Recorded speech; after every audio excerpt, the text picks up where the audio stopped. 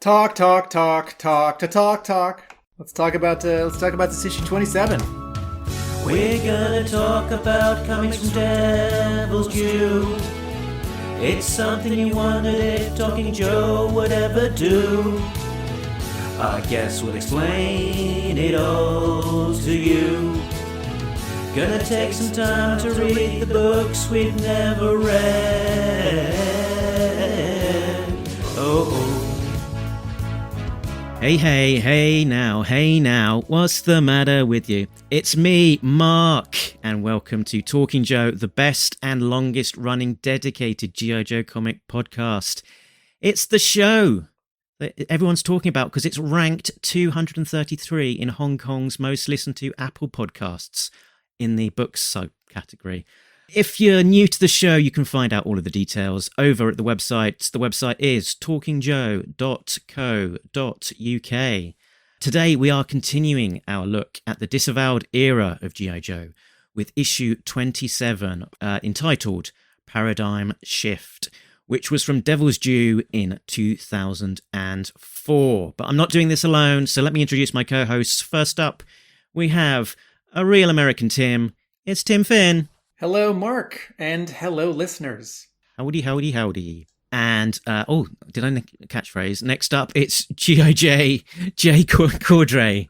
Howdy, Joe fans. Who's ready to talk about the Battle of Winterfell? Oh, sorry, it's just another dark battle that we can't tell what the hell's going on. My mistake. Oh, dear.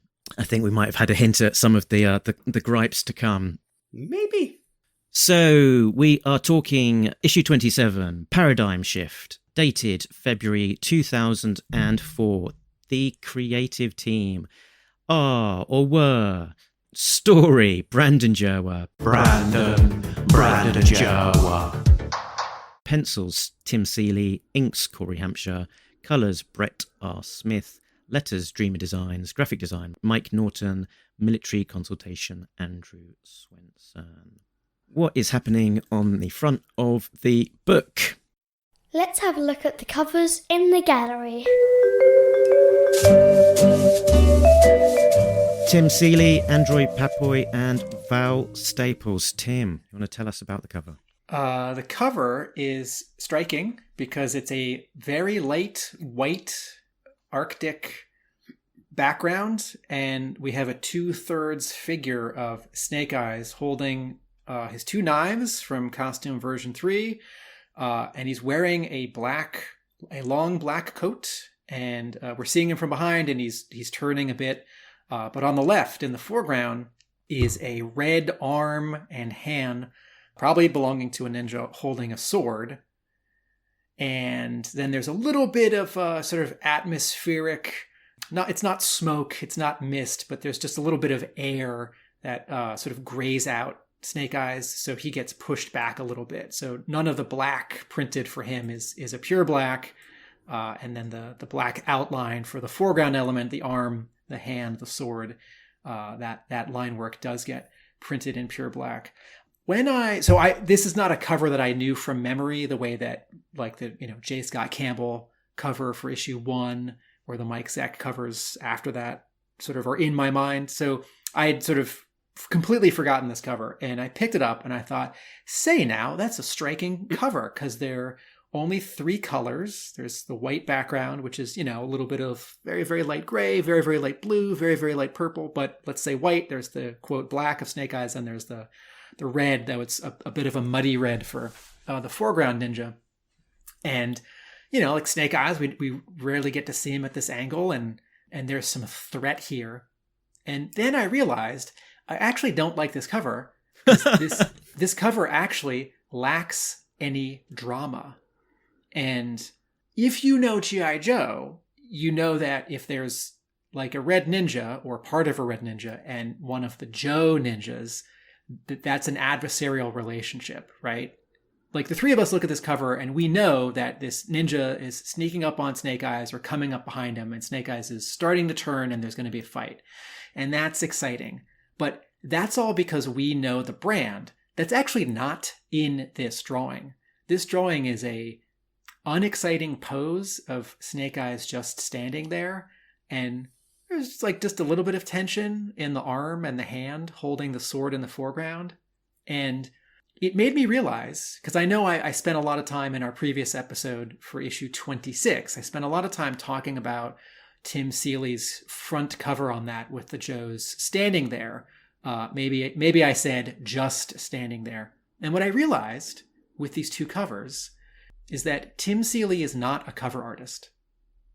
There are comics artists who are extraordinary at telling a story over pages and composing panels and pages, and also composing a single image and drawing it really well, like Brian Boland or Adam Hughes, right? And those guys tend to only do covers sort of later in their career. And then you have artists like, like Mark Bright or Mark Bagley, one of whom does have a connection to G.I. Joe and one of whom doesn't. And these guys are both like excellent storytellers. Their art is, depending on your sort of flavor of fandom, like great or like good or okay. But there's there's like a standard like reliability to how they draw. It's not flashy. And their covers are good and sometimes great, but like it's not an Alex Ross cover. It's not an Arthur Adams cover, right? And then you have an artist like Tim Seeley who can draw and can tell a story, but at least in 2004, I don't think he can create in a single image a compelling drawing that both like asks a question and also like is so like well drawn or so exciting or so sexy, even if it doesn't ask a question, like just sort of the pinup style of cover, that it like would get someone to step over at the comic book store and pull it off the shelf. So at first glance, I like this cover, but once I start thinking about it, this is not an exciting cover. Uh-huh. I don't need to think about it too much to know that I don't like it. Why, Jay? That's interesting because I only thought about it too much. So how do you explain your reaction? It's just boring, and I don't like how I don't like that mist, kind of, because like I said, I'm looking at these digital, but I also have the trade paperback of this, and when I opened up the digital one, I just thought it was poorly scanned. I was like, "What? Ugh, this is terrible." And then I looked at my paperback, and I'm like, "It's still terrible." I'm like, "They meant to do it this way." I guess, some of the, we'll call it mist, even though it's not. I guess it's technically atmosphere, but some of the mist is also in the extreme foreground in front of the Red Ninja's hand. And yeah, that might be like Photoshop, like lasso selection mistake. But I also think that that's not I think it's a little distracting. Yeah, it's not great. Not necessary. See, I was with you, Tim. In terms of your description of it, up until the point that you said that you didn't like it. See, I think the things that the things that you're calling out, the fact that it's simplified. We got the white background, Snake Eyes as the bold image, sort of slightly knocked back, and then sort of in the very foreground, the Red Ninja's hand. Compositionally, it just felt like solid, separated blocks, and sort of away from some of the covers where we talked before about there just being too much going on and too much color and contrasting colors. I quite like the simplicity. I like the pose of Snake Eyes. I quite like the sort of the slight hint of him jutting out his jaw, a little subtle hint of the breath in the wind there, the coolness of the coats, the studded trench knives. I think there's a lot there to like. I'm giving this one a thumbs up. I'm gonna nitpick a little bit because there's a tangent where Snake Eyes' sword, Snake Eyes' dagger hilt, his knife, the one on the left, it's touching the Red Ninja's sleeve cuff graphically. It's not literally because Snake Eyes is further away, but that's one of those places where you'd want an overlap because that kind of tangent flattens the image and draws attention to itself. And it was not like done on purpose. Like those things don't touch. They shouldn't touch. Yeah, I did notice that. And yeah, you're right about that. It is what it is. I thought as well that this is a bit of a harkening back. We're in 2004 at this point, 2003 as it's being drawn. and Matrix came out in 1999, everyone started thinking that long black coats were very, very cool, and there was somewhat of a gamut of black long leather coats or and whatnot, sort of flooding popular culture. So I feel like this is a slight hangover of that. I feel like Storm Shadow's look in the first two live action G.I. Joe movies, several years after that, even continued. I think there's a straight line back to the Matrix from those. There was some cool stuff there. The Storm Shadow figures from Rise of Cobra were actually mostly all pretty good. I liked the long coat, and then I'm not sure whether it was Rise of Cobra or one of the lines that was right around there. I think that we had a really awesome Snake Eyes figure called it was Paris Pursuit. That's what it was, Paris Pursuit Snake Eyes, and he had a big long trench coat like that. That was a really cool figure. I'm a Sunbow traditionalist. I feel like Joes on Arctic missions should have, white coats, and they should be shorter. With fur-trimmed collar. Yes, and Gung Ho should definitely not be wearing one. I have a Snake Eyes figure that's Arctic, and it's got like green pants and a black jacket. And I'm just like, what? Isn't this supposed to be in the snow? And then they did make another one that's all white, and all you see is like Snake Eyes' mask, and you're like, oh, well, that's better. But yeah, it's green and black for an Arctic mission. Tiger Force Blizzard. That's all bright yellow. It'd be Polar Bear trying Force. to camouflage himself in some yellow snow that some massive polar bear's taken a giant whiz on or something. Anyway, right, okay. So plot breakdown. Am I doing plot breakdown, Jay? Yes. Okay, so Jay decided to waste his time on pursuits such as working and sleeping.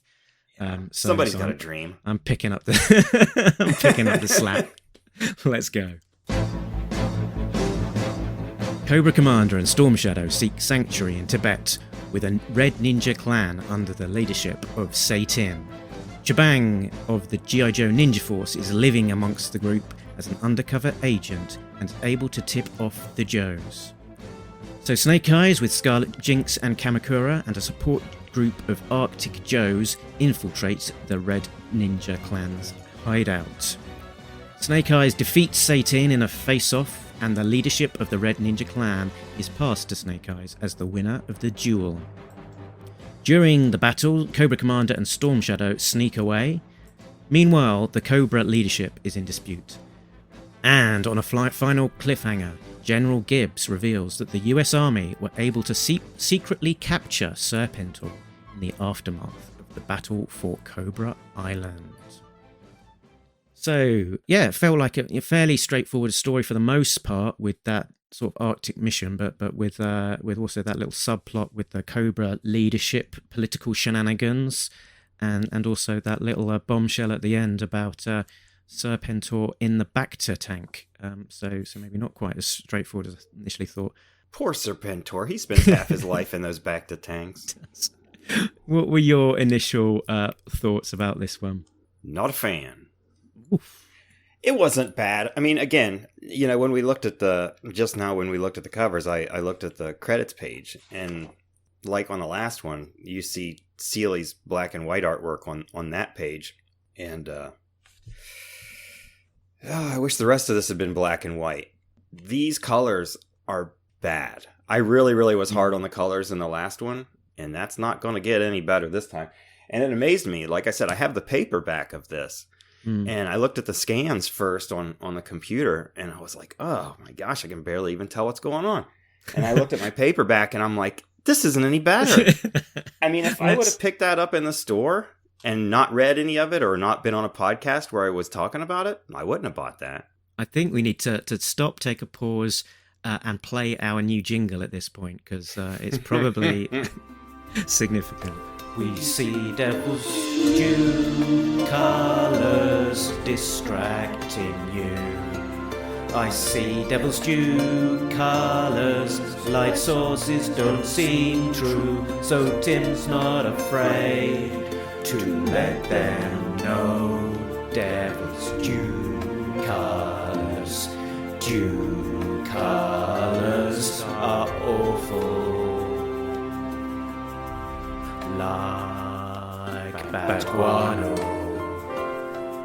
Yeah, unfortunately, I think I'm in the same boat. That what was almost most striking about this issue was just the color and the kind of the impact that had on some of the storytelling, particularly those ninja scenes where they're underground. There was just a lot of heavy, dark, muddy colors, which just hampered the storytelling and being able to, properly follow what was going on.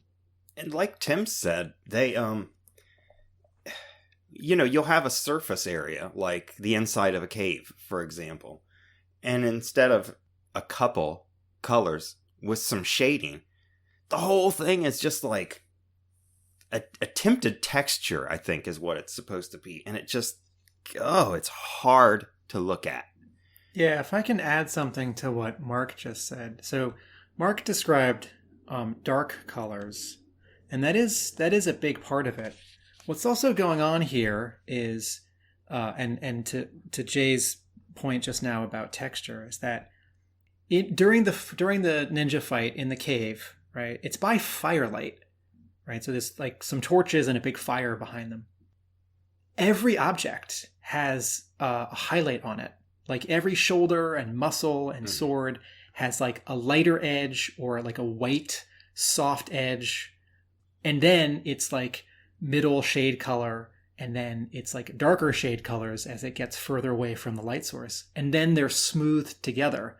And so if you have like a photo of just a ball, like a plastic, like kid's toy ball, it's like, pretend it's red. You've got that like white circle highlight on it, sort of at the top left, and then the rest of it's like basically red, and then around the lower bottom edges it's like a darker red, and like that's it. But when you start adding more and more colors, more and more versions of red between that like white highlight, that red middle tone, and then the dark red of the shadow, and then instead of a photograph of like a rubber ball, you have like 5 guys in red and swords, and they're jumping around, and then Snake Eyes, and then someone who looks a lot like Snake Eyes, and then like one of his teammates, and they're all like thrashing around. It gets really hard to follow. So the pages are, in terms of color, too busy. But also this fight scene, I was going to get to this later, but once the fire is actually set, the like ring of fire, the literal ring of fire, and there's this fight, I don't think Tim Seeley's storytelling chops are there to pull off the actual fight choreography of like Scarlet yells, "Jinx and Snake Eyes, let Kamakura and I deal with the lackeys. You get to the commander."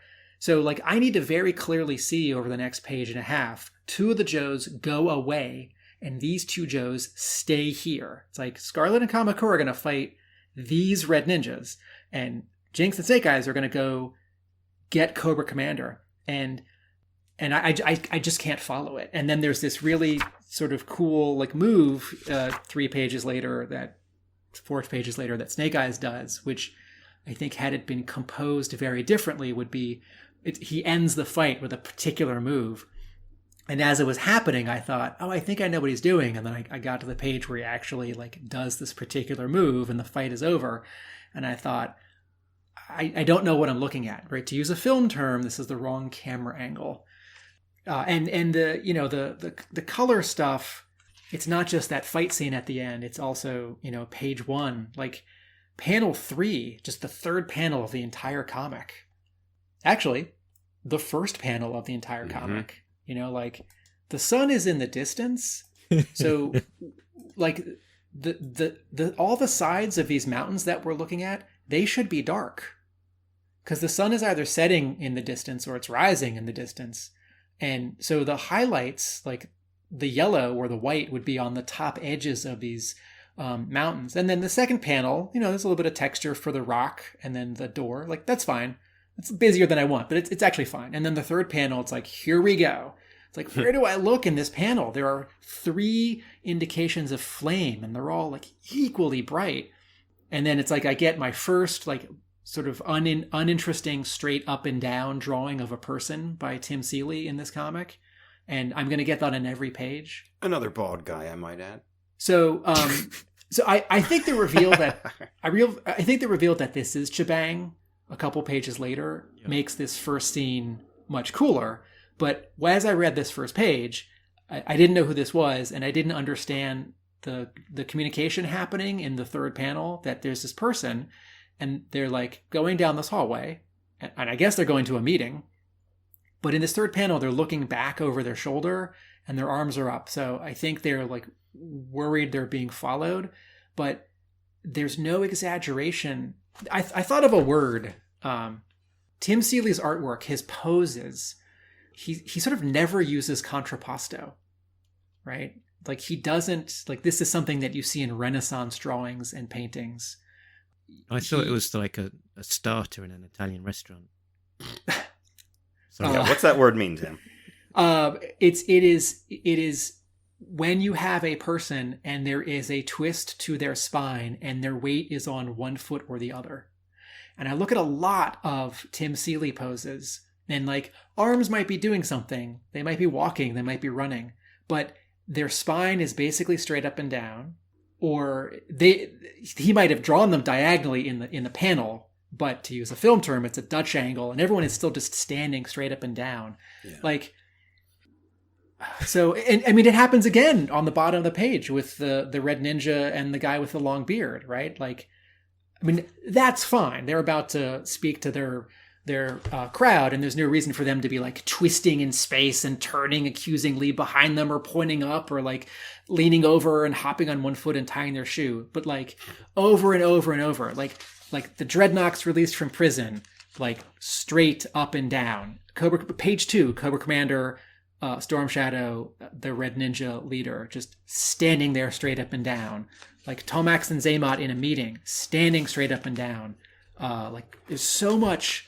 Like when Snowjob, I didn't understand this joke, but like when Kamakura and Scarlet and Jinx come into the Joe base, right? Their vehicle drives in and they're actually entering a room now, right? And Seeley has made the panel diagonal, but it's still like 3 Joes just straight standing, walking straight up. It's still 3 Joes just straight up and down walking toward us. And Snowjob says, "Look at that crew. Let the Tarantino movie begin." Sorry, I don't actually understand that joke. Is this the thing where, like, in Reservoir Dogs, when you have, like, 5 people walking in slow motion toward the camera and you play music, it's, like, a cool movie thing? Like, that's what I thought. It's okay, just, but, like... you know, cool guys walking down. But, like, sorry, Brandon Jerwa, but that's silly. Like, does Snowjob know he's in a comic book where, like, regular people who don't live in action movies see these, like... silly characters with silly costumes like walking toward us? Because like Snowjob is one of these sort of like flamboyant, amazing, tough people action characters, and I get it, the ninjas are even cooler. Anyway, I'm sort of making 2 different points here. A lot of unexciting straight up and down poses, and that joke didn't work for me. Little artist complaint: Snowjob looks like Monkey Wrench. Yeah, I don't understand him having red. It's like, no. Save the red glasses for a bad guy. I like literally when I looked at that panel, I thought, what the hell's Monkey Wrench doing there? And I was like, oh, okay, that's Snowjob. You know, I mean, it's strange that you could have, generic character with a beard and glasses, and then immediately you just think, oh, well, that's Monkey Wrench. I don't know why that popped out at me, but I certainly didn't think Snowjob. I want to spend, I promise this is 1 sentence, and then I'll stop talking about Tim Seeley. We're going to hold you to that. I have it written down. After this, I'll stop talking for this episode about the figure work that Tim Seeley does, his drawing of poses, right? In a previous episode, when talking about the newest issue of the Larry Hama Real American Hero, the issue with Falcon, drawn by Kubra Bayal, it was a 2-part episode, because in one episode we talked to the artist, and then another episode we talked to Carson Metaxas. I made the point that Bayal's drawings of characters, how they're posed, and everyone's body language on every page in the entire issue was all gorgeous, subtle, evocative, well drawn, told the story, exciting. And even in like the final panel of that comic, when there are 3 Joes, or about to be Joes, sitting in a tent, 2 were injured, and there's like a spook and like a general or someone like brass standing in front of them. All 5 characters have these like subtle, gorgeous differences in how they're seated, standing, and holding themselves.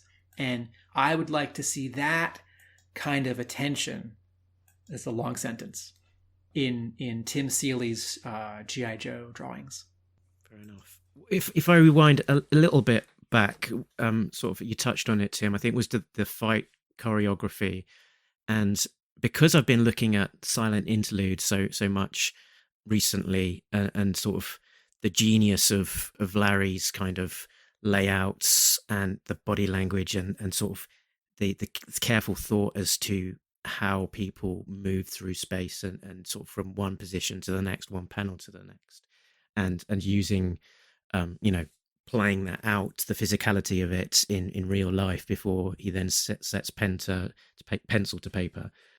It sort of struck me that he, that work is on just such a different sort of league to what we're seeing here, that it just doesn't have that same panache in the choreography, the layout, and sort of making you know and feel like, yes, of course someone would hold themselves in that position. Yeah, of course that move would then, they do that move and they'll be in this position for their next move. The choices in terms of the body language, the positioning, the subsequent panel that it transitioned to just doesn't, and you're comparing a sort of a high watermark of G.I. Joe here, so it's probably not entirely fair, but and you're comparing someone who had already been drawing comics. That's what I was going to say. For 10, 15 years, with someone who'd been drawing comics for 2 or 1. Larry was a lot more experienced in his career when they did 21 than Tim Seeley was here. So I'll give Seeley that one. But the other way that you can, the harsher way of phrasing it is that in a different era, a publisher wouldn't hire someone who can draw as well as Tim Seeley, but whose layouts aren't as experienced. It's like, no, you have to keep working on this before we'll give you work. Mm-hmm. Yeah. I can separate the drawing from the layout, and there are lots of artists who, like Rob Liefeld, right? It's like, I don't want Rob Liefeld to draw G.I. Joe comics, but if he was following layouts by like any number of dozens or hundreds of really great visual storytellers, like drawing from Larry Hama layouts or drawing from, Ron Wagner or Mark Bagley, like anyone, right? Anyone who's got that like level of skill, I'd be very excited actually. And I do like how Tim Seeley draws, costumes and faces and people and the gear. So if it's not so crazy to think that these steps could be separated in comics. Most of the time they're not. The penciler is both drawing page layouts and also penciling. But, you sort of don't see this in Marvel and DC nowadays. But when DC was doing its year-long weekly comics, 52 and Countdown, Keith Giffen was doing breakdowns, page layouts for every single page of every issue of 52 and almost every issue of Countdown. And I'm sure the pencilers were, when they were recruited for that, initially a little surprised or irked. It's like, wait, don't you trust me? Like, I can do this. I've been drawing for you for 5 years already. But it was actually about just having a consistency across a series with so many artists, and also making sure that this like weekly thing, like always, the artist could always just start drawing. And you see this even in a lot of Disney comics, like Disney adaptations of its animated movies, or like new stories that are drawn that sort of continue the story of some recent Disney animated movies that are done in Europe. These comics are often drawn by a team, and like 1 or 2 people do the layouts and 1 or 2 or 3 people do the actual drawing, and then someone does the color. If you're drawing a G.I. Joe comic, you wouldn't want to give up half of your page rate so someone else could do your layouts for you. But if you were behind schedule or still learning, might not be a bad idea. Correct me if I'm wrong, but didn't Larry recently do like breakdowns only for Deathstroke for a good while? Yeah. And that was it, right? It was just like breakdowns. Yeah, so the artists, there were two artists, 2 or 3 pencilers who did the whole run of Christopher Priest's Deathstroke, which ran about 40 or 50 issues and wrapped up last year, and it was great, by the way, everyone. And Priest and Hama know each other because Priest was Hama's assistant when Hama was an editor around 81 at Marvel. Priest was like an unpaid editor or an unpaid intern, and like one of the first things that Hama did when he met with Priest was had a different name at the time. He went by a different name, but Hama's like, well, we gotta pay you, and then immediately had him start helping him, on Crazy and maybe the Conan books, and then later Priest wrote Conan. So Priest is writing Deathstroke, and like 1 or 2 or 3 issues in, either he or the editor, this is about 5 years ago, decides that the storytelling could be stronger.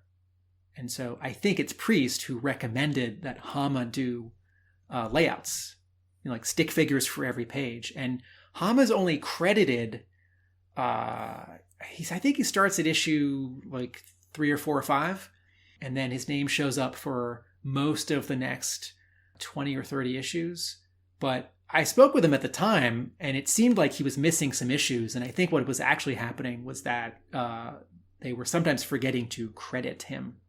But he's got stacks of 8.5 by 11 paper of page breakdowns of, like sort of not stick figures, but like, artists wooden mannequin stick figures choreographing all the action. And I recommend that run. Sorry, let's talk about G.I. Joe 27. I'll tell you, though, that really says a lot for Larry's ability as a storyteller, that they would hire him just, to do breakdowns like that. That's awesome. Yeah, and actually, I'll say one more thing. I think it's issue 6 and 7 or 7 or 8. The whole Priest run, it's hard to pull any one arc out of it because it's all one big story. But Superman shows up for 2 issues. It's great, and Hama's involved in that. And there's an arc with Batman, 5 or 6 issues, which is collected as its own paperback. That's just called Deathstroke versus Batman. It's not a numbered paperback, although it's really like volume 5 or 6. And that's good.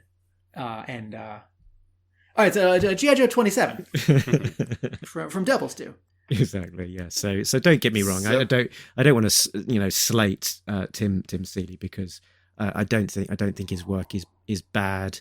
I think, as you say, he's still learning. And he's a young artist. Some of the stuff just doesn't have the polish of some of the high watermark that has been set in G.I. Joe.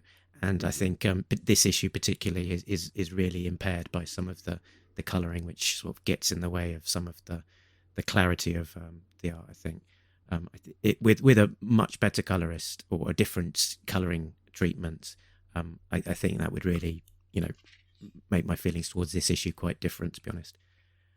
Let's move on to something else. We're seeing another group of specialists together. I think Brandon Jerwa mentioned that it's something that appeals to him. We've got Alpine, Frostbite, Snowjob, and Iceberg all together in the up top, not doing an awful lot there, getting involved in a firefight while the real action happens down below.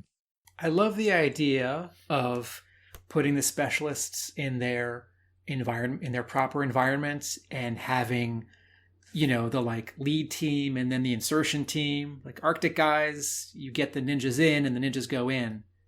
But it does seem like in an issue with fewer characters, it's like the 4 ninjas would have just hiked the mountain and then gone in.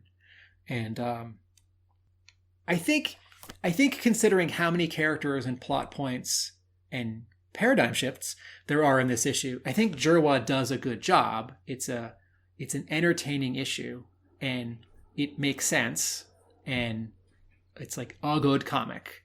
But I think ultimately it's got too many characters, and the story is overloaded, and the fact that the Arctic guys are, it's like they sort of don't know what to do with themselves. And like all we get of them being Arctic guys is this one panel when the Joes are climbing, they've parachuted in, right?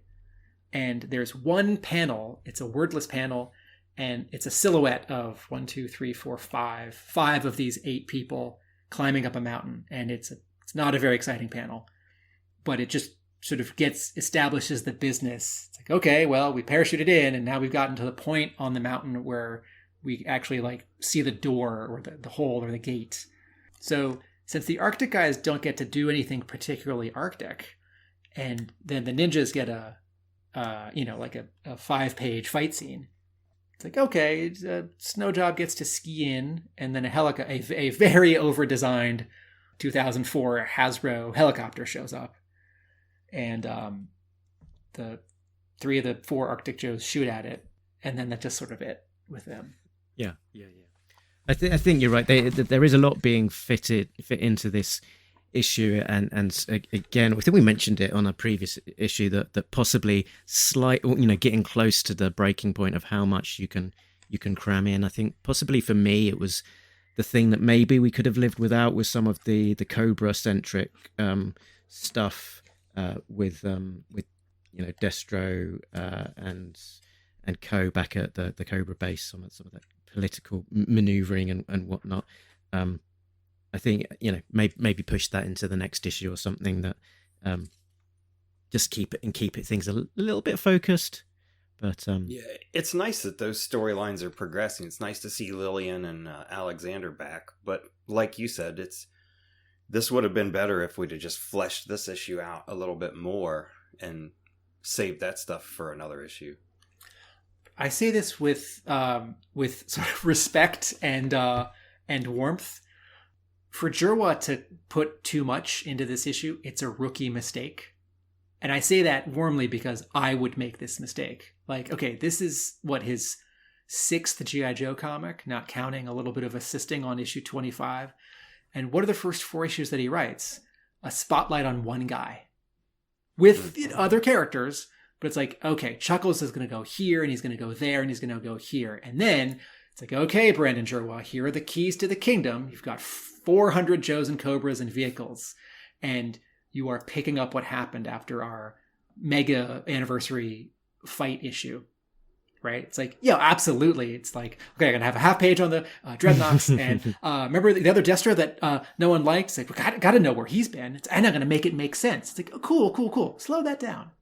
Like, we actually don't need a half a page of the Dreadnoks walking out of jail. I think that they actually have been traded out is cool, and that Tomax and Zaymot, in this little bit of sort of captioned dialogue over the panel of the Dreadnoks getting released from jail or prison, that Tomax and Zaymot are doing something good for Destro, and he appreciates it. I think that's a great little character turn, because we're wondering in this post-Serpentor and where is Cobra Commander era, who's going to behave and who's going to work for whom and who might suck up. So, like, that's a neat bit of character work.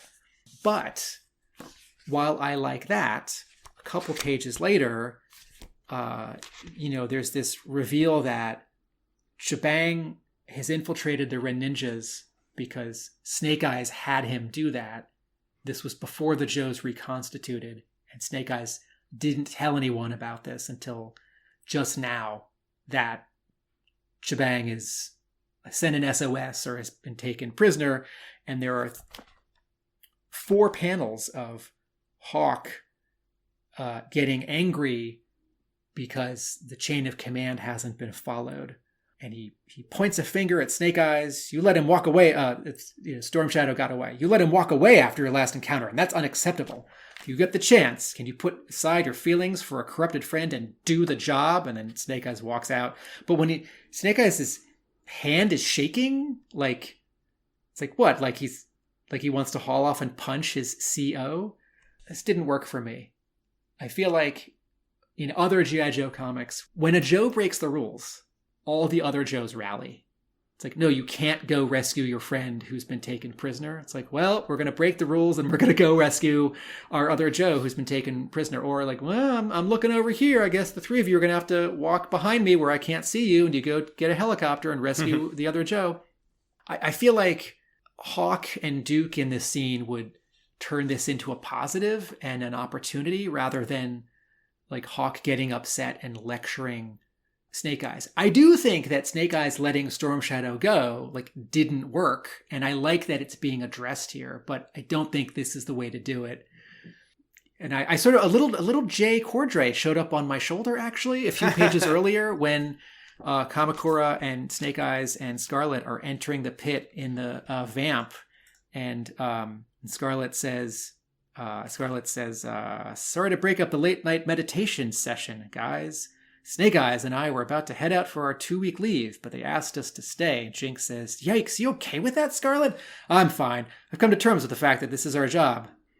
Snake Eyes and I dedicated our lives to this before we made the choice to be together." And I thought, is Jay not going to like this because it's like still too much of like Scarlet's personal life and like not being a Joe first and being like a girlfriend or a wife second. And I thought this is okay, but I also wondered how Jay would react.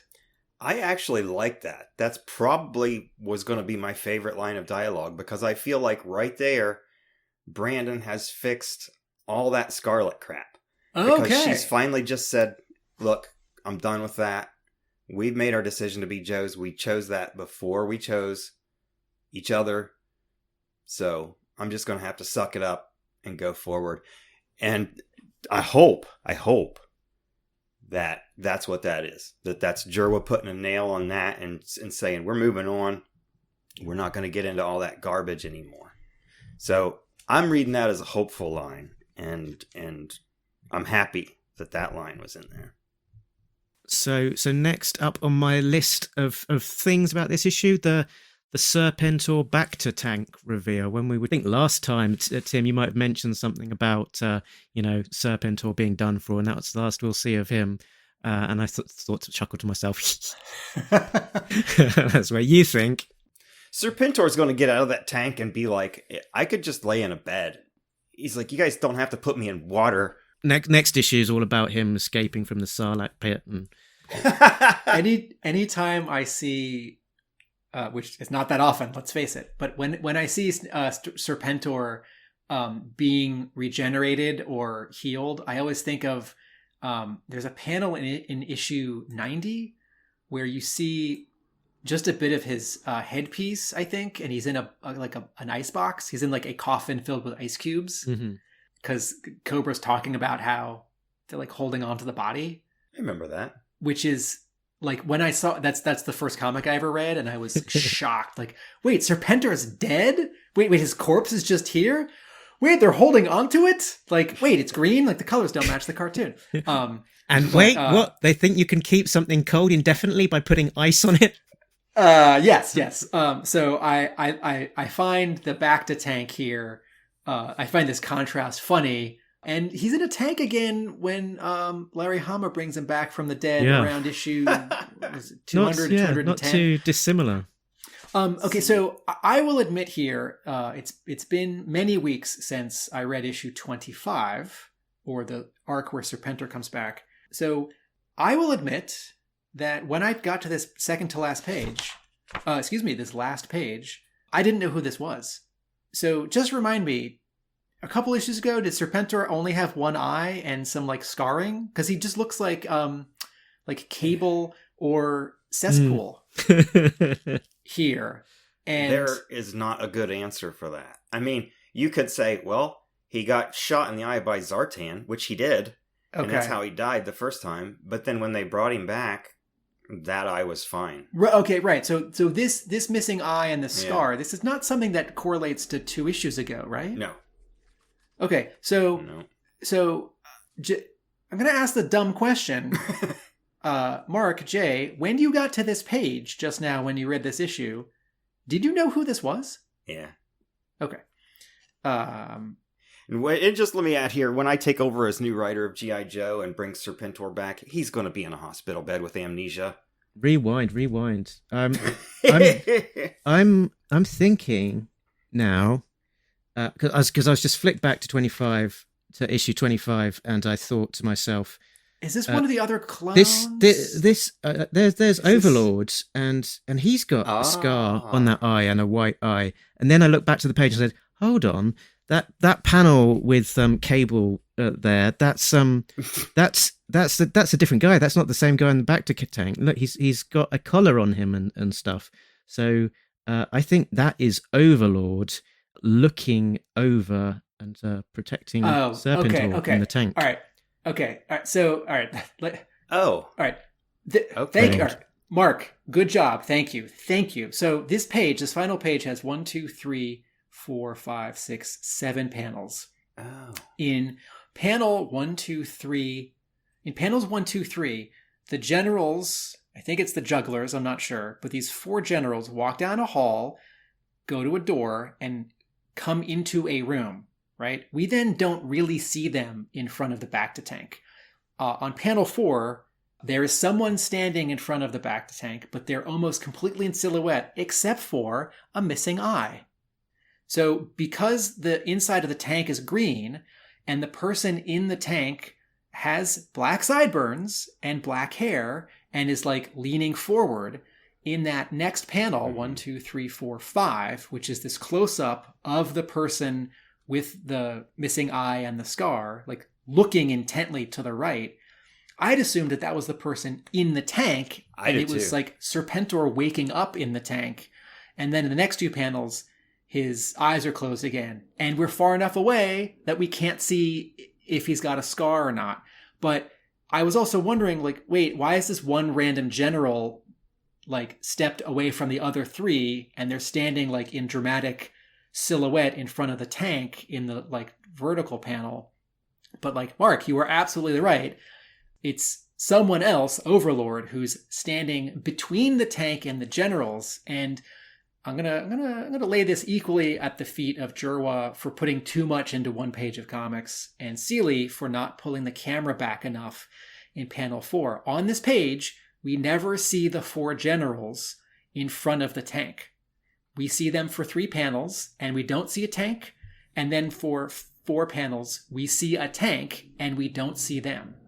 And so it is not clear that they actually went into the room with the tank, because all of the color for their 3 panels is warm and yellow and orange, because they're in the hallway. When they enter this room, there isn't like a green light that's cast on their fronts, right? Because there's a light source from this green tank that I think logically is in front of them. So Mark, thank you for clearing that up. Also, this page is very confusing. And unfortunately, that means that the dramatic reveal of who did the general reclaim from the issue 25 battle, like, is like either one person or someone else, or I don't know who it is, or it's like split between 2 people. So too much going on here. I totally read that wrong. I'm with you. I thought that face in the 5th panel, I thought that was Serpentor. Totally did. And in the 1, 2, 3, 4, the 4th panel where you see the big tank, I didn't even notice there was somebody standing there because, again, too dark. So I just want to say one last thing. Besides Mark chuckling back when we read issue 25, and I said, good, that's the last we'll see of Serpentor.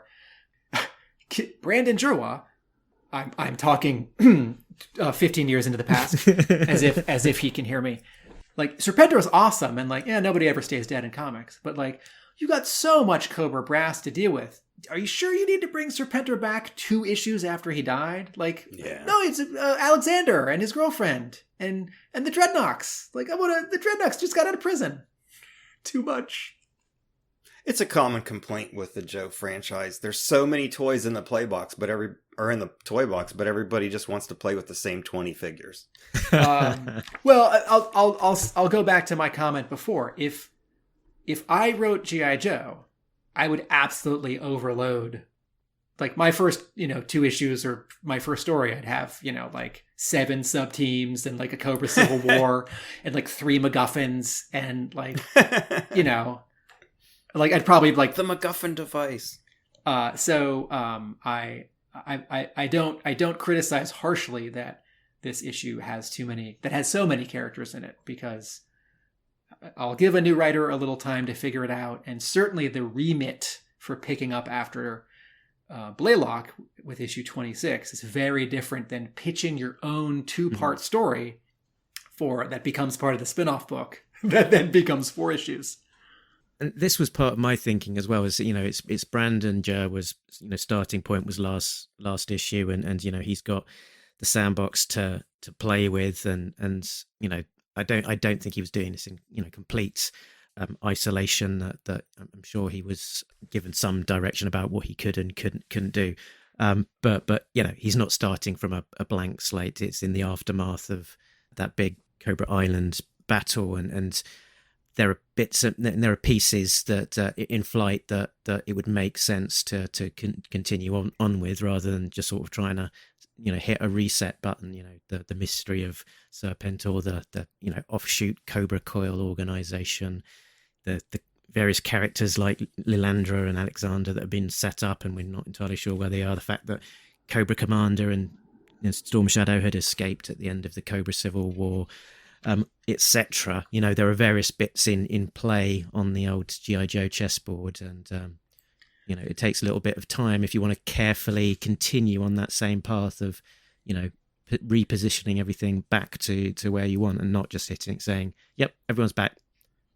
But if Cobra Commander and Storm Shadow got away or disappeared at the end of issue 25, wouldn't it, in addition to clearing up some room in issue 27, wouldn't it tease the readers if we didn't check back in with them for, until issue 28 or 29? Then when Destro and Baroness and the twins are saying Cobra Commander is still missing, that would have a more dramatic effect, because I wouldn't know from the previous page, oh, no, he's not.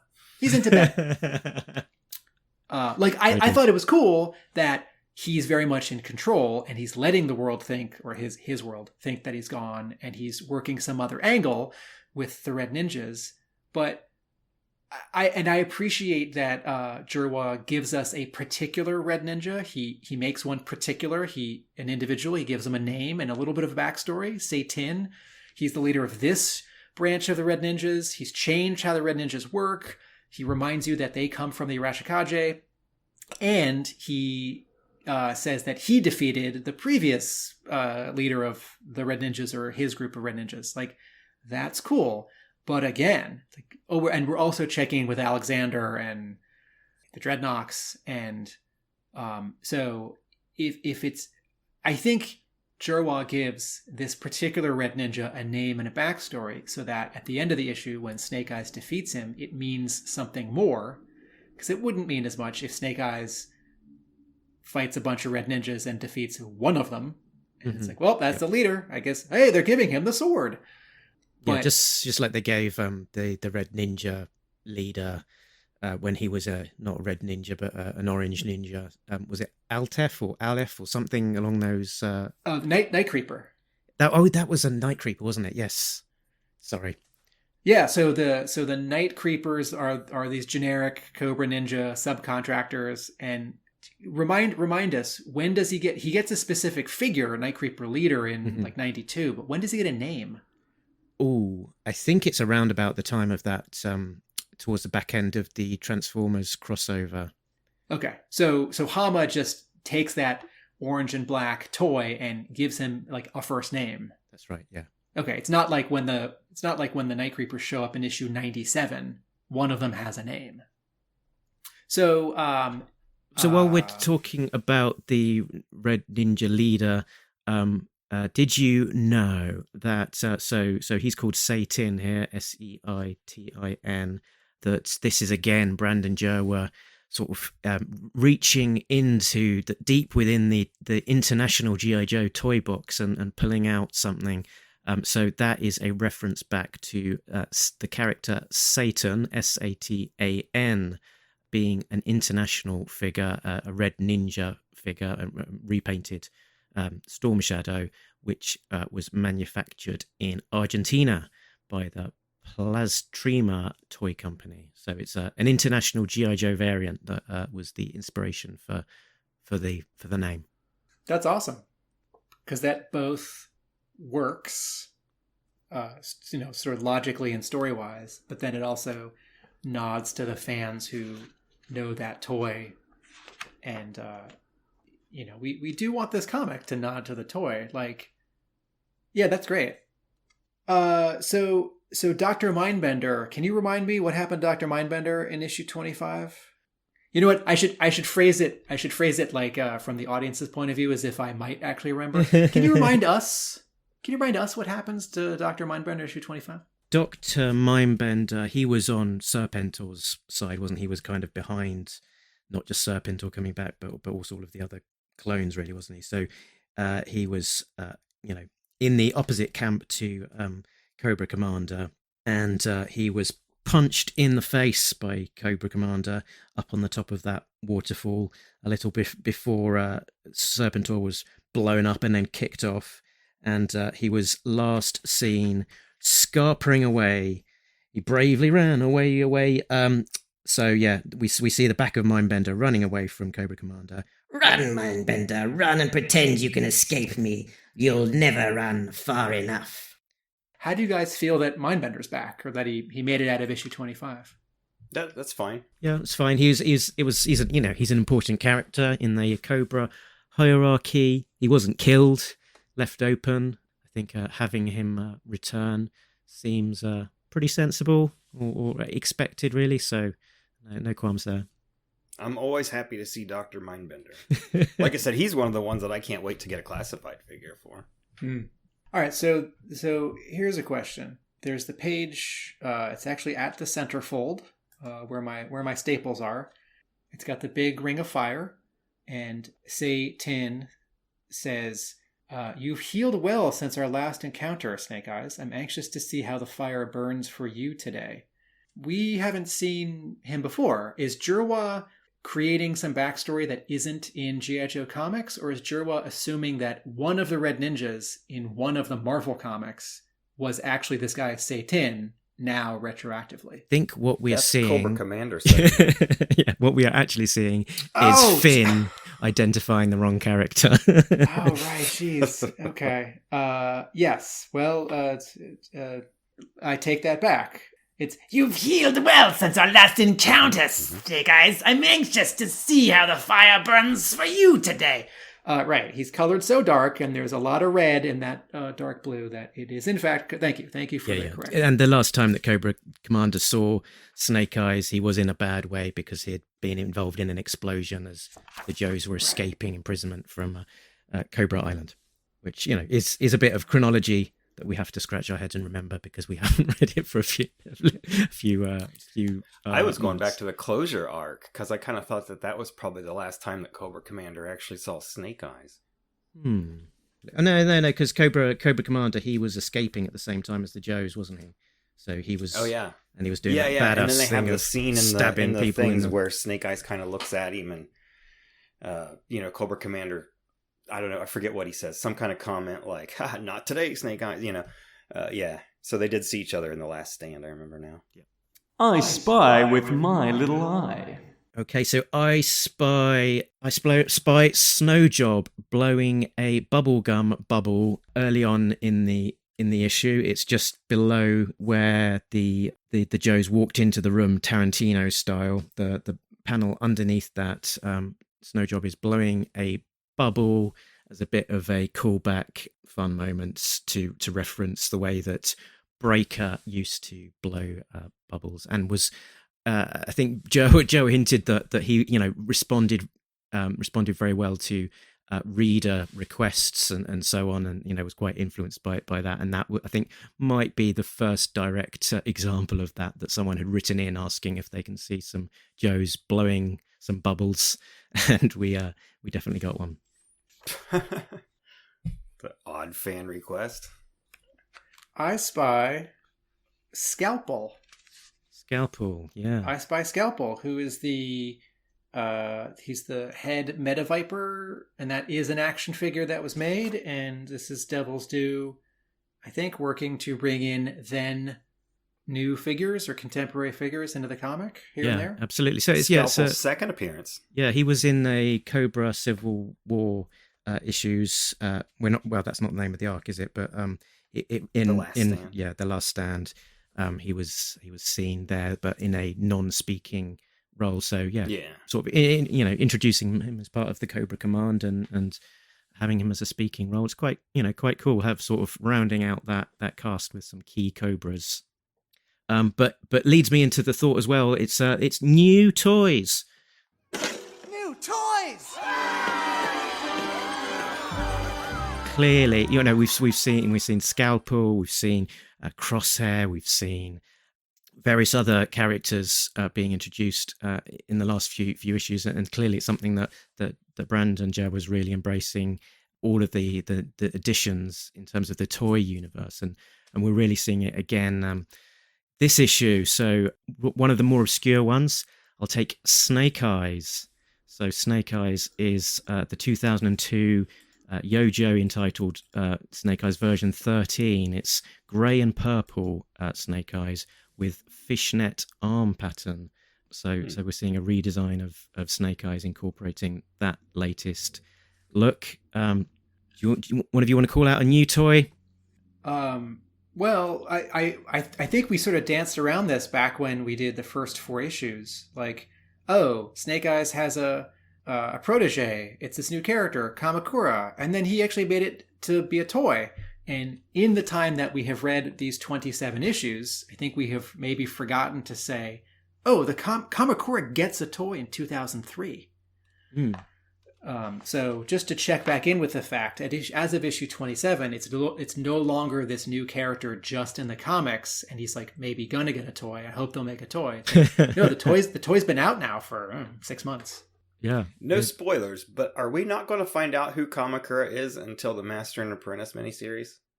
We do in the Master and Apprentice series, and what's interesting looking at the timing of these issues, that Master and Apprentice comes out not too long after these issues that we're reading here, so it's very hot on the heels of Brandon Jerwa being given the ongoing title, that he's clearly also been given the okay to do a Master and Apprentice spin-off series. So because it's been like 2 years and they've not at all hinted at who Kamakura is, and I think I know who he is because I've read stuff, but like I said, I don't want to spoil anything or ruin anything for other readers of other Joe titles. Yeah, I don't think Kamakura directly features too much in these next few issues. So as the Jerwa run concludes with issue 43, I think we can sort of delve into some of the Jerwa written spin-offs at that point in time. So I think we'll cover Master and Apprentice 1 and 2 and Snake Eyes Declassified. So while we're identifying toys, what is this? What's this silly helicopter that doesn't look like a G.I. Joe vehicle that a Cobra pilot is using to attack the Arctic guys on the mountain? So this is a Cobra Fang 3 from 2002. And to be honest, I think it wasn't necessarily the best period for G.I. Joe vehicles and Cobra vehicles. That there were that looked a little bit silly, not necessarily massive classics. So yeah, not a fan of this one. No. I'm going to phrase it in a different way for people who don't have pictures of the toys in their heads or who are not in front of Yojo or 3D Joes. The vehicles around 2003, they look like they wandered in from a different toy line. Yeah. They look like 60% James Bond Jr., 10% Star Wars, and 10% like some generic fantasy military line you'd find at Walgreens. And I don't say that to be insulting. I say that to like, I'm actually trying to describe what it looks like. Like there's enough sort of like stuff on them that doesn't feel realistic the way that the 80s Joe vehicles did, or like that particular kind of fantasy reality the way that the Cobra vehicles did. Like, the Fang 2, I think it looks kind of silly. It doesn't strike me. I think the Fang 1 looks like a real thing, even though it's like you'd never make a helicopter like that. It's too dangerous, right? And it's too loud. But the Fang 3, even though it's much closer to the Fang 1, it's like all of its like shapes, all the decisions on it, its scale. There's like I don't mean cartoony like the G.I. Joe animated series. I mean cartoony like... Not realistic. yeah, not realistic. It's like if you described a cobra hiss to someone who'd never ever seen G.I. Joe, they might come up with this.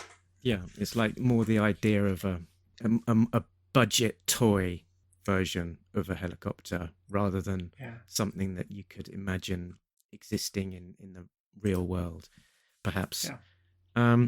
Who else did I see? So I saw Cobra Claws. So he was the lackey in the background, investigating the container that Mindbender had been in, and his superior officer, Claws Commander, there in the red jacket with the golden face mask, and his outfit actually I think was repurposed as the Crimson Twins outfits as well. So I think that same toy saw a re-release with the head swapped out with Tomex and Zaymot as well. We might even see that in the comics later on. I can't remember off the top of my head. There we go. So those I think were the key new toys from this issue. I had another little I Spy. It's probably the most important storytelling point, but I like it. And it shows sort of Brandon Jerwa's kind of thoughts and sort of attention to detail. And this is that Frostbite has got his beard back, because as we've commented before, when Frostbite had a new toy released, it was an Arctic figure, but there was nothing about it really that shouted Frostbite, because one of the biggest visual signifiers for Frostbite the character is his black beard, and there he is. He's got it back. Yes. Yep. Joes aren't allowed to shave. That's the Frostbite figure that I think just was meant to be Blizzard.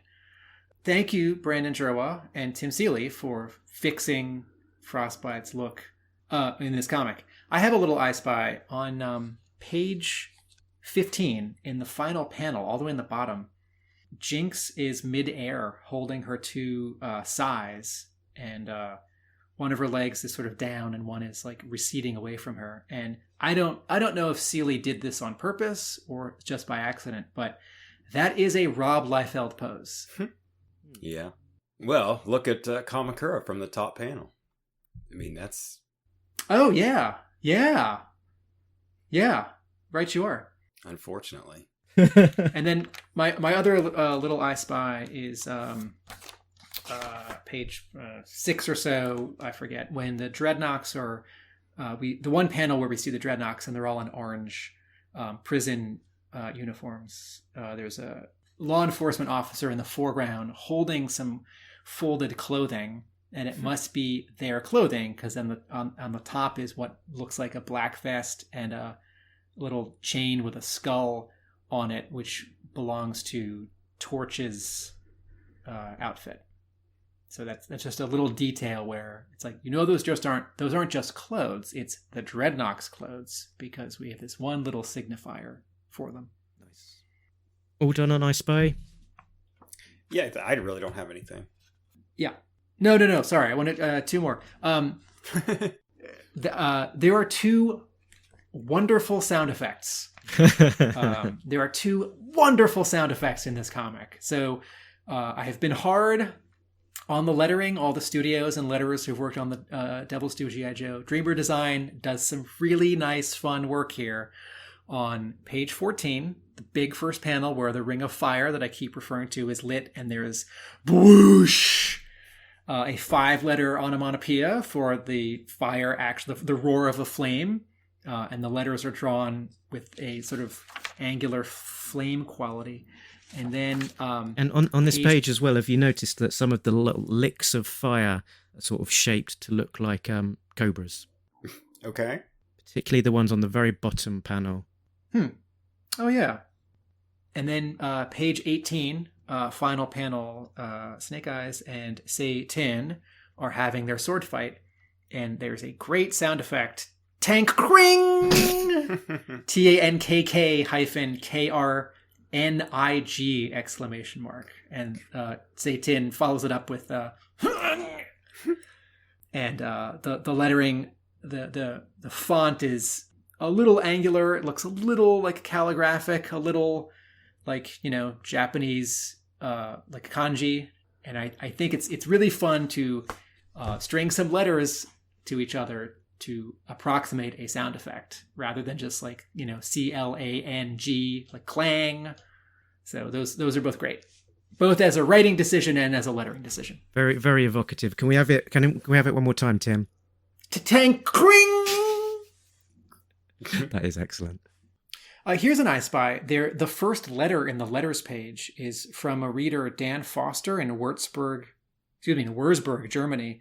And he is a warrant officer. And over a paragraph, he very nicely and clearly corrects the Devil's Due G.I. Joe team on not getting the how you would address a warrant officer like Flint, not getting that correct in a previous issue. I won't read the whole thing, but it's a nice read. Yeah, I thought that was a great letter. Error detected. Error detected. No prize incoming. Okay, so did we find any errors in this issue? I have a small one. Yes, Jay, but did you find any errors? On the page where... Yeah, and it's just a very, very small art issue. On the first page, 1, 2, 3, fourth panel, the old guy standing next to the ninja. His legs are behind the ninja, and his elbow is in front of the ninja. So, dude needs a V8. Shift that guy back or forward. Make up your mind. Right? Wow, yeah, wow, yeah. That's my little error detected. That's keen eye, Jay. It's funny. My error detected was that a word balloon was pointing... The wrong person? What should have been pointing to Storm Shadow and not Satan. But in fact, that was that little panel which I got wrong, where Mark, you corrected me and said, no, that's not Satan, that's Cobra Commander. So even when looking at it closely and I thought it was wrong, I was seeing it wrong, but I was solving it for myself in a different way. So it's not technically an error detected. Fair dues. My one was so it's with that scene with Destro and Alexander and Lillian, and Destro says that Lillian's exposure was limited to interrogation, not brainwashing. Let's do that again in a Destro voice. Lillian's exposure was limited to interrogation, not brainwashing. However, Your Honour, if I refer back to issue number 18, where we had the scene of Lillian and Cobra Commander, where we have Lillian saying, for example, Commander, you look parched. Could I get you a chai tea? Ah, yes, Lillian, that would be delightful. All of that kind of stuff where she's sort of waiting on him and in a sort of a somewhat short skirt and so on, and we're thinking, what's going on here? But anyway, so Cobra Commander goes on to say, I was just enjoying the latest brainwashing efforts Dr. Mindbender performed on that traitorous Lillian. I told you we would enjoy repaying her for her deceit. And who is it that Cobra Commander is saying this to? It is none other than Destro. So either we got a mistake, or we've got a bluff from Cobra Commander suggesting that she had been brainwashed, when in actual fact she seemed pretty brainwashed to me. Maybe Jerwa is trying to fix what he sees as something that doesn't work. Could be, yeah. Could be. Because you'd think he would have referred to it. So yeah, it could be him sort of retroactively trying to fix something, as you say. Quote of the week, quote of the week, quote of the week, quote of the week, quote of the week, quote of the week, quote of the week. Do we have any favourite line of dialogue this week? I do. This is mean. My favorite line of dialogue comes on the third to last page, and I think it's Kamakura. Kamakura says, "What just happened?" And as I read this, I thought, I don't know. I can't follow this fight. You don't know either? And I sort of half expected in the next bit of dialogue, Scarlet to tell me what just happened, because I couldn't tell what happened. I wrote down the same thing. I'm in the same boat as Kamakura. I don't know either. Even he was there and he still didn't get it. Ah, dear. My favorite line is the one that Tim brought up earlier. Like I said, I'm hoping that puts the Scarlet Snake Eyes stuff to rest. So I'm throwing that out there as my favorite line. Hopefully. Just to clarify, you're okay with them having a relationship, and you're okay with them wanting to have a relationship. You're not okay with Scarlet sort of continually putting the relationship in front of duty and this job. Yeah. Okay. Like we talked about in Closure. She's like, you can't go after Storm Shadow, blah, blah, blah, and all this shit. And it's like, Scarlet would have just been like, where's my crossbow? Let's go. You know, she's not ever going to be like, no, you can't do that. You got to stay here with me and the wolves. No. Yeah. So thanks, Brandon. Hopefully you fix that. Mark, do you have a favorite line? There wasn't one that actually stood out for me beyond the more jokey Kamakura line. Oh dear. Shall we give this a Yojo Cola score? So how many bottles of Frosty Yojo Cola are you breaking out from the old 10-pack on this issue? I'm torn between a 4 and a 5 because a lot about it doesn't work, and I feel like a 4 is pretty harsh. Like, whereas early issues that I gave maybe a low number like 4, I think it didn't work like art-wise, storytelling-wise, but also like it was the wrong sort of thing for G.I. Joe. And I think a lot of this is the right thing for G.I. Joe. It's just like the art doesn't do it for me. The storytelling, the color, it's too crowded. But like, yeah, I wouldn't be embarrassed to give this comic to someone to read.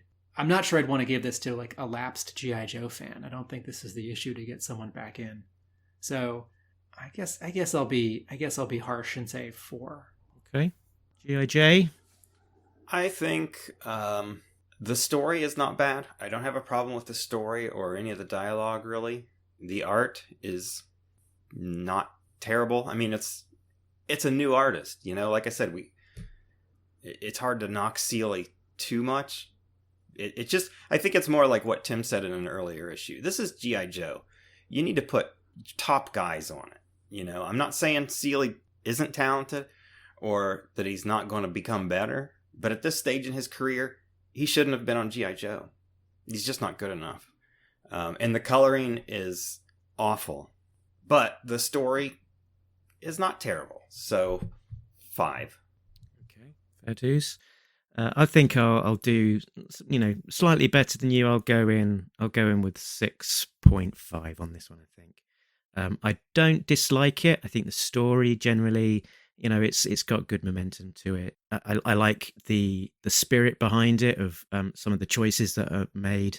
I think Joe has got quite an interesting ear for dialogue, and some of the dialogue and sound effects that Tim's pointed to are sort of a thoughtful. I think the issue overall is impaired by some of the colouring choices, probably to the extent of like a mark or even a mark and a half being knocked off here. So all in all, not bad, but not the greatest of the issues, and I certainly wouldn't skip past it in a reread along the line when I've forgotten the issue, which knowing my memory these days won't take me too long. So I think we're not too far away from each other on this one. I'm with you. The coloring takes at least a point off. I would have given it a 6 probably, maybe higher, if it had just had, not so overpowering colors. For all of my tough comments about Seeley, I am looking forward to him getting better in this series as he goes. And B, I'm also aware in comics right now, he draws very little, but he writes a lot. Mm-hmm. And if either he realized he didn't want to draw as much and he wanted to write more, or he wasn't getting a lot of drawing work and he started getting more writing work, and so he made the sort of career choice to be known more as a writer, then I think that's great. I think that's They're comics artists who started as inkers and who moved into penciling, and they're pencilers who wanted to ink their own work and have more control. And there are artists who moved into writing, and some of them were great, and there's some that are just not great, but they still get work. Look at Larry. Yeah. I mean, he always said that's the reason he took G.I. Joe is because they wouldn't let him write anything else, and he was like, I just want to write something.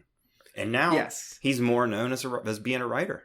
And Seeley as well, even on his own book, Hack Slash, he sort of moved to assigning other artists to work on it rather than just his own stuff. So, I think he probably had the realization that he could, do more, but maybe put out more sort of output or have or put his efforts into the writing and have other artists draw it in a way that he felt that maybe he couldn't achieve himself. But I think we also we're gonna see him on a journey as he sort of as his art generally improves across this arc as we sort of get to the end of it, and it's not to ignore history as well in terms of, I think generally he was very well regarded by fans at the time. He was a popular artist on the book, so I don't want to dismiss that as. We know that a friend of the show, Richard Straw, is also a big fan of his art, and people are entitled to their own preferences. I don't want to dismiss that. So that was issue 27, Paradigm Shift. Who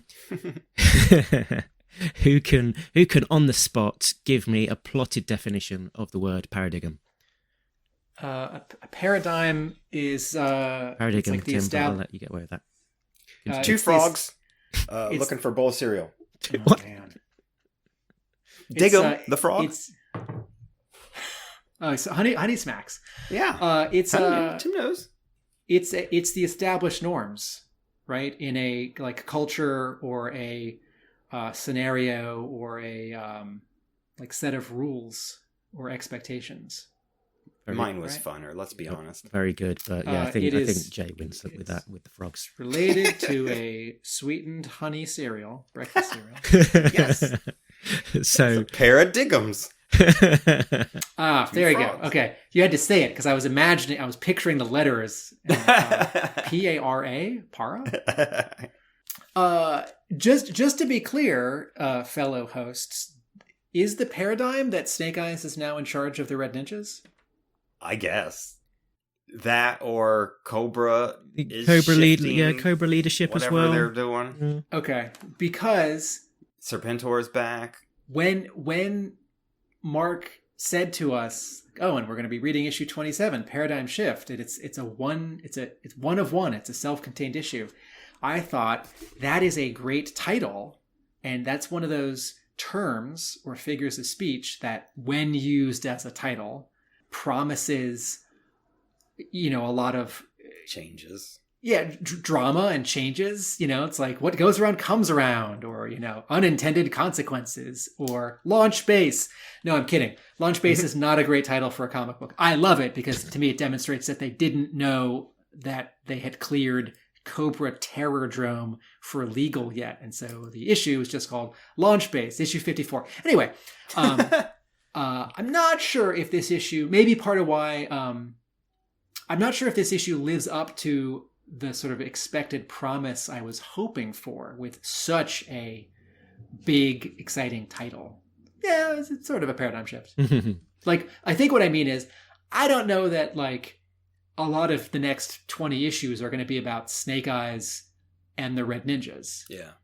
Because it seems like already at the end, now it is time. Satan had been defeated and his life spared by a mortal enemy. Now it is time for a new leader to be chosen.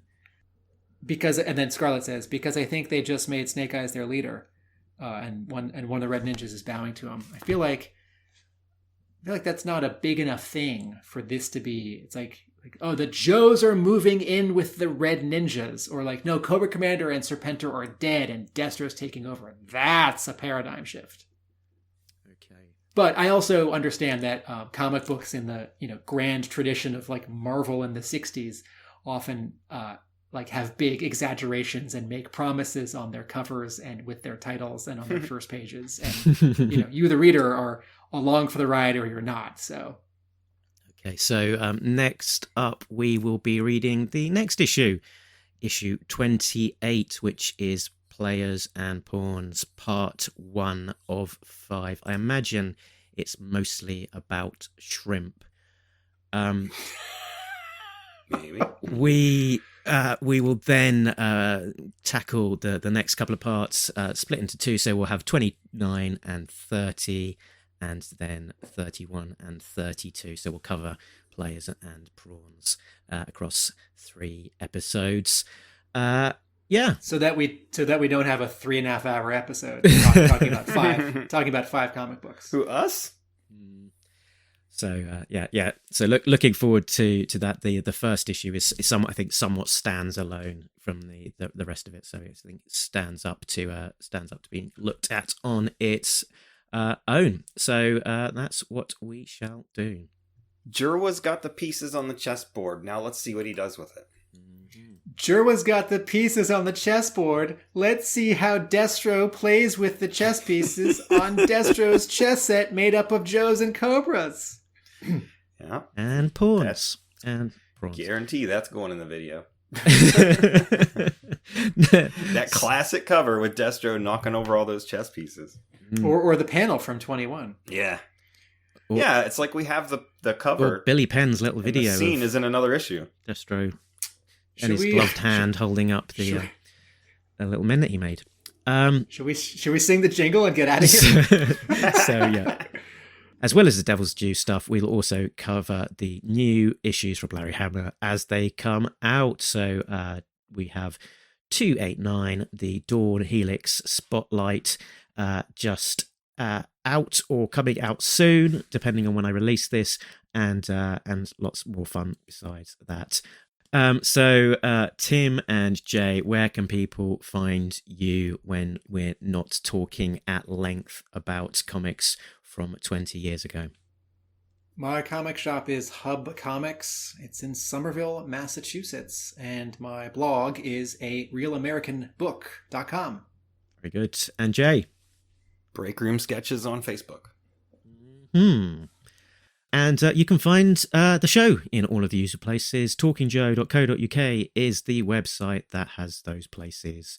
Facebook, Twitter, Instagram, email, and whatnot.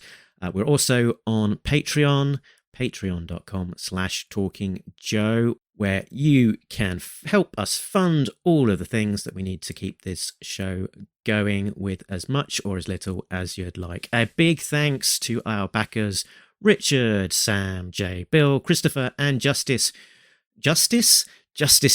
that's what I call him, who are all getting early access to episodes as well as some exclusive content. Sometimes there is as many as 4 episodes piled up for those guys to listen to before they hit. But with all that said and done, I think we are out of here. But remember, Nobody beats Talking Joe! A real American podcast. with some guys who are really popular in Hong Kong. Laters. He's big in Germany.